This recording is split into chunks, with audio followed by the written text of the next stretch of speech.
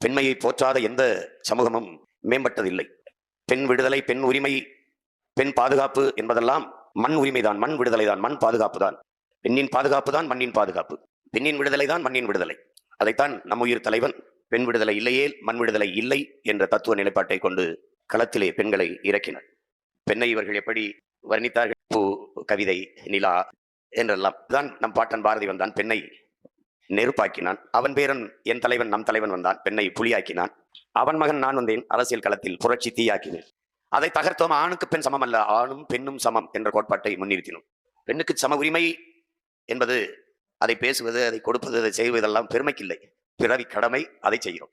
பெண் இல்லை என்றால் பிறப்பேது பெருமக்களே. வீட்டை கையல் பார்த்துக்கொள்ளும் அப்படிங்கிறதுனால எனக்கு கொடுத்த அந்த சுதந்திரத்தால தான் அவங்க பிள்ளை தொடர்ச்சியா களத்துல நான் இயங்குறேன்னா அது கையல் கொடுத்த சுதந்திரம் தான். நபிகள் சொர்க்கத்தை எங்கே தேடிக்கொண்டிருக்கிறீர்கள்? அது உங்கள் தாயின் காலடியில் இருக்கிறது என்கிறார்கள். ஆபிரகாம் லிங்கன் சொல்றான், நான் இதுவரை பெற்ற வெற்றிக்கும் இனிமேல் பெறப்போகிற வெற்றிக்கும் காரணம் என் தாய் தான் என்று சொல்றார் ஆபிரகாம் லிங்கன். உலகத்தின் ஒட்டுமொத்த செல்வத்தையும் ஒரு தட்டுல வச்சு ஒரு தாயின் பேரன்பை ஒரு தட்டுல வச்சா அந்த தாயின் பேரன்பு இருக்கிற தட்டு தாண்டா தாழ்ந்து இருக்குங்கிறான். அவர் சொல்றான், உன்னை பார்த்து உலகத்துல நீ எவ்வளவு வளர்ச்சி அடைந்தாலும் உன்னை பார்த்து பொறாமைப்படாத ஒரே ஒரு உயிர் உலகத்தில் உண்டென்றால் அது உன்னை பெற்ற தாய் தான் என்று. அந்த தாயை போற்றாது வேற என்ன பிறப்பில் பெருமை இருக்கு, பயன் இருக்கு? சொல்லுங்க பாப்போம்.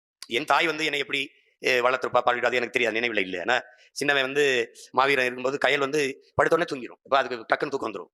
அப்படி தூங்கும்போது நான் நள்ளிரவு முடிச்சு பார்த்தா எப்போ பார்த்தாலும் மாவீரனுக்கு பால் ஊட்டிட்டு இருக்கா. பார்க்கும்போது படுத்து அசந்து தூங்குகிற ஒரு மனுஷி இப்படி எப்போ எழுந்து எப்படி பால் கொடுக்குன்னு பார்க்கும்போது அந்த தாய்மையின் புனிதத்தை நான் அப்பதான் உணர்றேன். எப்பா இது ஒரு பெருசு, இது சாதாரணம் இல்லை. எப்பவுமே தம்பி அழுதானா நம்ம எழுப்பி விடுவோம், நம்ம நினைச்சு எந்திரிச்சோம்னா அந்த நேரம் அந்த பால் ஊட்டிட்டு இருக்கோம். அப்போ பார்க்கும்போது எவ்வளவு புனிதமானதா தான் சொல்றான் பாருங்க. நீங்க ஐயப்பன் கோயிலுக்குள்ள பிரச்சனை வரும்போது பெண்கள் வரக்கூடாதுன்னு போது பேசியிருந்தேன் தலைவர் பிறந்தனால. இப்ப கோயில்ல ஒரு கருவறை இருக்கு, அது நாம் உருவாக்கியது. என் தாயிடத்துல ஒரு கருவறை இருக்கு, அது நம்மையே உருவாக்கியது. அப்ப எது போற்றத்தக்கது, எது உயர்ந்தது, எது புனிதமானதுங்கிறத நாம புரிஞ்சுக்கணும். அந்த கருவறை செங்கல் சார்ந்து சிமெண்டாலானது, என் தாயின் கருவறை ரத்தமும் சதையுமான ஆனது. அது உயிர் கருவறைடா. அதை போற்றாத ஒரு சமூகம் உயர்வடையவே அடையாது. ஐயா ஈவேராவுடைய வழித்தோன்றர்கள், வாரிசுகள், திராவிட திருவாளர்கள் எல்லாம் உரிமை பேசுவார்கள், ஆனால் பிரபாகரன் பிள்ளைகள் தான் செயல்படுத்துவார்கள். ஏன்? அவன் தான் சொல்லுக்கு முன் செயல் என்று சொன்னான். அவன் சொல்லுவான், நீ நிறுத்தலாம், ஆனா வெல்லணும்ல. நிறுத்தி நீதி தாண்டா வெல்லுவோம். வென்று ஒரு நாள் இப்படி சொல்றவனை எல்லாம் கொல்லுவோம். சரி நீ தான் ஜெயிக்கிறீல, நிறுத்தி செய்ய பார்ப்போம். சொல்வேன், உங்கள் விடுதலை, உங்கள் உரிமை உங்கள் கையில் தான்.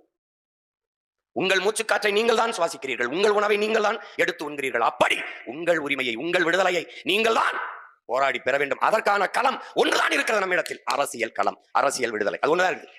அதனால ஒப்புக்கு ஒரு 2 இடங்கள், சரியாக 117 இடம் கொடுக்கிறோம். நாங்கள் 117 இடம் சம வாய்ப்பு கொடுக்கிறது என்பது பெருமைப்பட்டுக் கொள்ளல, எங்கள் பிறப்பை பெருமைப்படுத்த, அதுக்கு கடமையை செய்யதான்.